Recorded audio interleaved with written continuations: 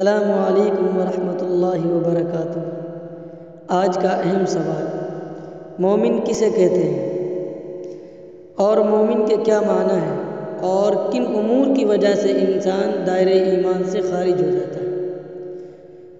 تو چلیے جواب دیتے ہیں۔ احادیث کی صراحت سے معلوم ہوتا ہے کہ دل سے تصدیق کرنے اور زبان سے اقرار کرنے کا نام ایمان ہے۔ دل سے تصدیق سے مراد یہ ہے کہ یہ اعتقاد رکھے اللہ تعالی ایک اور واجب الوجود ہے، فرشتے، اللہ کی کتابیں، اس کے رسول، یوم آخرت اور تقدیر سب برحق ہیں۔ اور زبان سے اقرار سے مراد یہ ہے کہ اللہ تعالی کے ایک ہونے اور رسول اللہ صلی اللہ علیہ وسلم کے اللہ کا رسول ہونے کی زبان سے شہادت دے۔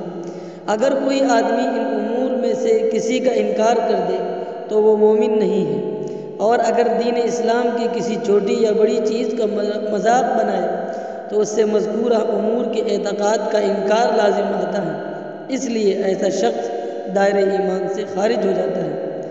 الجواب الصحیح، مفتی اعظم حضرت مولانا مفتی خورشید عالم صاحب رحمۃ اللہ علیہ، مفتی اعظم دارالعلوم وقف دیوبند، ماخوذ فتاوی دارالعلوم وقف دیوبند۔